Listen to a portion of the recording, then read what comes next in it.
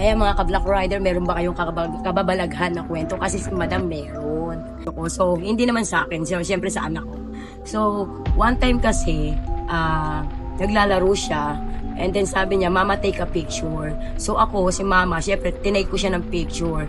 And then, paiiksayin ko na lang ha, kasi 3 years ago, doon ko lang nakita ha. Hindi ko kasi, basta kinilig ko lang, alam ko nakunan ko siya ng picture. And then, ito ang ito ang nakakagulat doon. Kasi 3 years ko, bago ko siya nakita. Pero tanda ko yung kumuha ng picture na yun. So, nung magbubura na ako, kasi napuno na yung storage ng cellphone ko. So, magbubura ako. And then, yung kinilig ko yung picture na yun, meron siyang, sa anak ko ha, ito makikita niyo, ibibigay ko kasi yung picture dito sa Black Rider.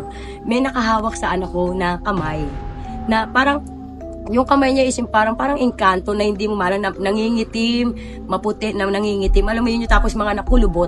So makikita niyo yun sa picture, isi-send ko talaga dito. So, that time kasi, sabi ko nga ganun, hindi ako makapaniwala kasi ako talaga yung taong matapang, hindi naniniwala sa mga multo. Kasi mas naniniwala ako sa buhay na tao na gumagawa ng masama. So sa multo talaga hindi ako naniniwala. Pero nung nakita ko yun sa anak ko na yun, doon ko na pagtanto na medyo totoo yung mga engkanto. Hindi ko malam kung engkanto o multo. Kaya sa labi ko doon sa kasi nung nakita ko yung picture na yun, natakot talaga ako. Kaya salita ko, laruin mo lang pero wag mong kukunin. Kasi totoo talaga yun na meron, pagkabata kasi meron, parang hindi malam kung angel or anong something na naglalaro sa kanila. Kasi nung anak ko na yun is, nung kinunan ko siya ng picture is magti 3 years old lang siya. Tapos nung magdidelete ako is magsi 6 years old na siya. So almost 3 years ko talaga nakita yung picture na yun. So makikita niyo yun. Meron pa nga, syempre sinend ko sa daddy niya.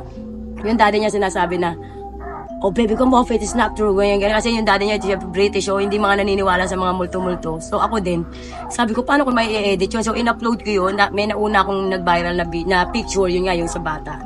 Unang nag-viral, yun ang sinasabi, editing. Wish ko lang editing talaga kasi, Diyos ko, sino ba yung anak ko yun, di ba? Gagawa ko ba ng kwento yung anak ko? So hanggat maaari, gusto ko safe lagi yung anak ko. So yun lang naman yung kwento ko. Marami kasi akong kwento kasi sa bahay namin parang may kasama kami talaga.